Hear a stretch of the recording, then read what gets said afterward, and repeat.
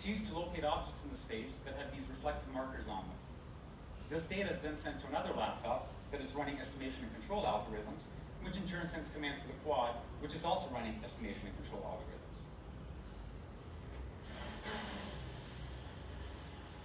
The bulk of our research is algorithms. It's the magic that brings these machines to life. So how does one design the algorithms that create a machine athlete? We use something broadly called model-based design. We first capture the physics with a mathematical model of how the machines behave. We then use a branch of mathematics called control theory to analyze these models and also to synthesize algorithms for controlling them. For example, that's how we can make the quad hover. We first capture the dynamics with a set of differential equations. We then manipulate these equations with the help of control theory to create algorithms that stabilize the quad. Let me demonstrate the strength of this approach. Suppose that we want this quad to not only hover, but to also balance this pole. With a little bit of practice, it's pretty straightforward for a human being to do this, although we do have the advantage of having 2 feet on the ground and the use of our very versatile hands. It becomes a little bit more difficult when I only have 1 foot on the ground and when I don't use my hands. Notice how this pole has a reflective marker on top, which means that it can be located in the space.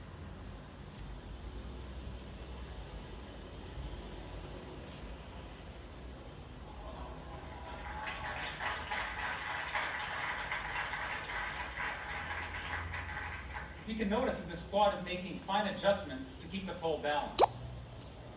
How do we design the algorithms to do this? We added the mathematical model of the pole to that of the quad. Once we have a model of the combined quad-pole system, we can use control theory to create algorithms for controlling it. Here you see that it's stable, and even if I give it little nudges, it goes back to the nice balanced position. We can also augment the model to include where we want the quad to be in space. Using this pointer, made out of reflective markers, I can point to where I want the quad to be in space, a fixed distance away from it.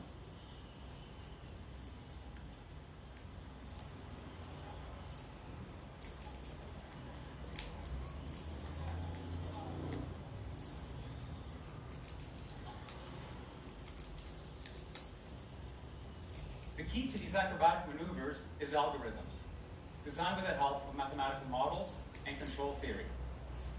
Let's tell the quad to come back here and let the pole drop, and I will next demonstrate the importance of understanding physical models and the workings of the physical world.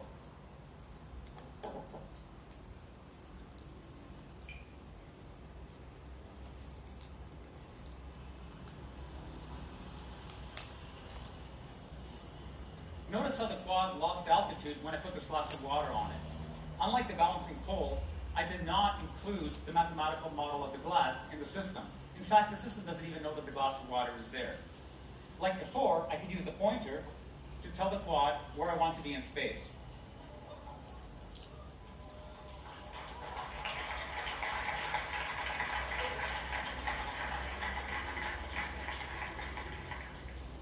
Okay, you should be asking yourself, why doesn't the water fall out of the glass?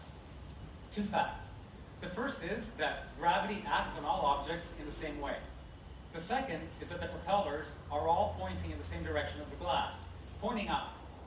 You put these 2 things together, the net result is that all side forces on the glass are small and are mainly dominated by aerodynamic effects, which at these speeds are negligible.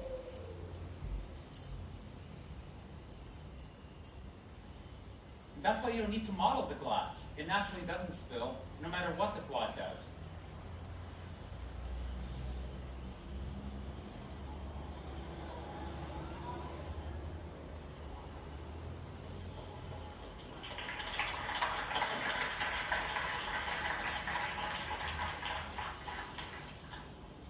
The lesson here is that some high-performance tasks are easier than others, and that understanding the physics of the problem tells you which ones are easy and which ones are hard.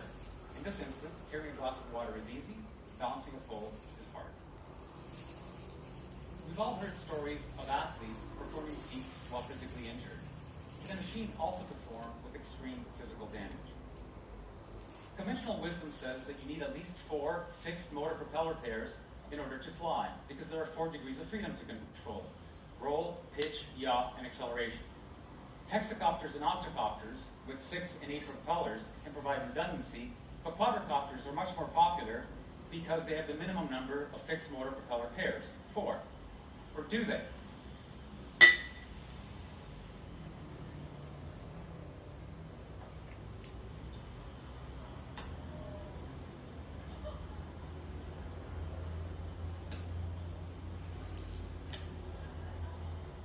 If we analyze the mathematical model of this machine with only 2 working propellers, we discover that there's an unconventional way to fly it.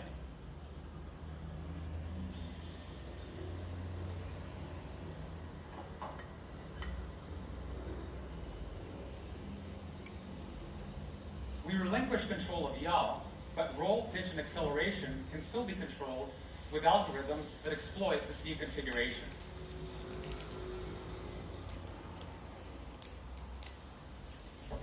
Mathematical models tell us exactly when and why this is possible. In this instance, this knowledge allows us to design novel machine architectures or to design clever algorithms that gracefully handle damage, just like human athletes do, instead of building machines with redundancy. We can't help but hold our breath when we watch a diver somersaulting into the water, or when a vaulter is twisting in the air, the ground fast approaching. Will the diver be able to pull off a rip entry? Will the vaulter stick the landing? Suppose we want this quad here to perform a triple flip and finish off at the exact same spot that it started.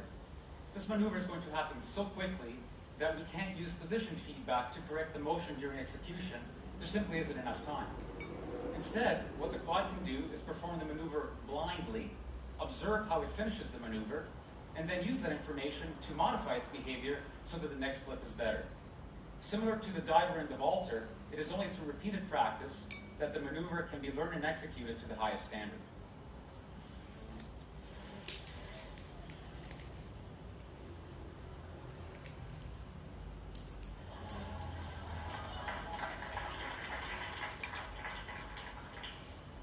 Striking a moving ball is a necessary skill in many sports.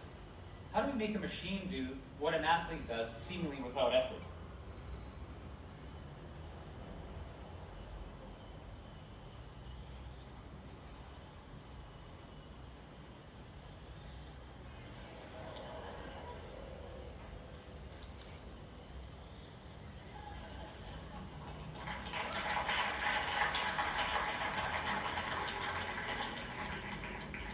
This quad has a racket strapped onto its head with a sweet spot roughly the size of an apple, so not too large.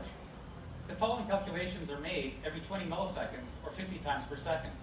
We first figure out where the ball is going. We then next calculate how the quad should hit the ball so that it flies to where it was thrown from. Third, a trajectory is planned that carries the quad from its current state to the impact point with the ball. Fourth, we only execute 20 milliseconds worth of that strategy. 20 milliseconds later, the whole process is repeated until the quad strikes the ball.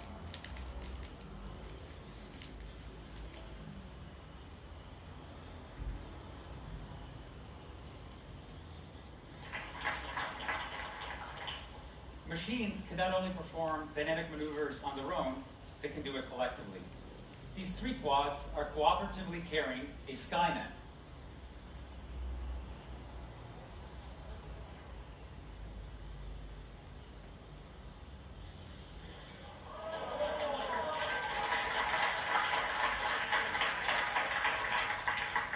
They perform an extremely dynamic and collective maneuver to launch the ball back to me.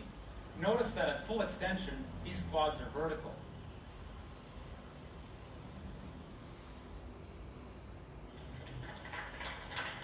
In fact, when fully extended, this is roughly 5 times greater than what a bungee jumper feels at the end of their launch.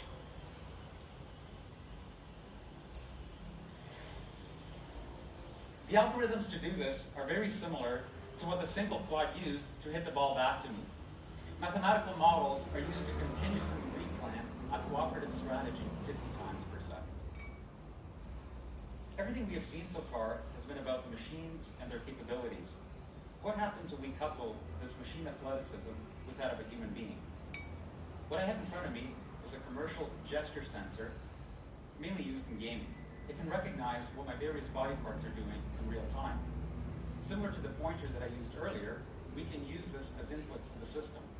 We now have a natural way of interacting with the raw athleticism of these quads with my gestures.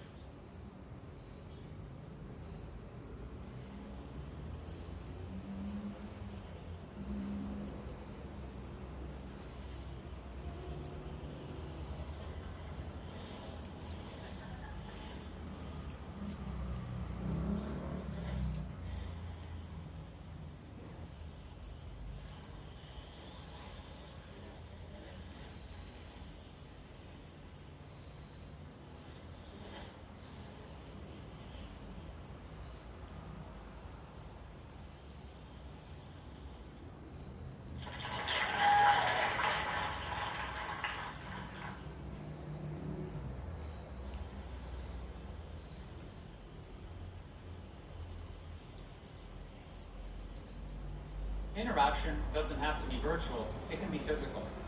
Take this quad, for example. It's trying to stay at a fixed point in space. If I try to move it out of the way, it fights me and moves back to where it wants to be. We can change this behavior, however. We can use mathematical models to estimate the force that I'm applying to the quad. Once we know this force, we can also change the laws of physics, as far as the quad is concerned, of course. Here the quad is behaving as if it were in a viscous fluid. We now have an intimate way of interacting with the machine. I will use this new capability to position this camera-carrying quad to the appropriate location for filming the remainder of this demonstration.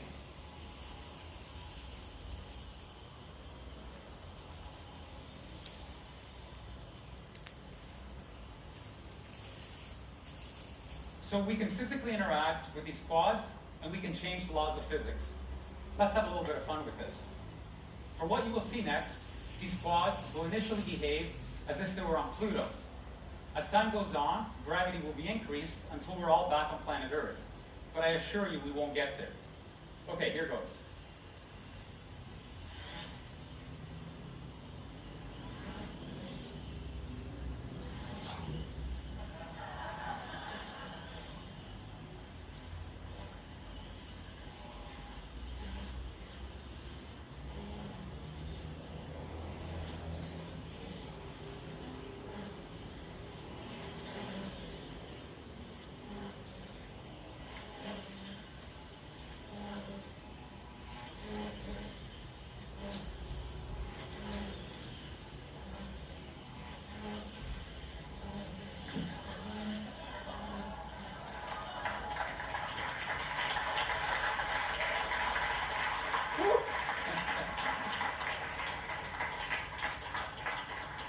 You're all thinking now, these guys are having way too much fun. And you're probably also asking yourself, why exactly are they building machine athletes? Some conjecture that the role of play in the animal kingdom is to hone skills and develop capabilities. Others think that it has more of a social role, that it's used to bind the group. Similarly, we use the analogy of sports and athleticism to create new algorithms for machines, to push them to their limits. What impact will this breather machine have on our way of life? Like all our past creations and innovations, they may be used to improve the human condition, or they may be misused and abused. This is not a technical choice we are faced with, it's a social one. Let's make the right choice, the choice that brings out the best in the future of machines, just like athleticism and sports can bring out the best in us. Let me introduce you to the wizards behind the green curtain. They're the current members of the Flying Machine research team.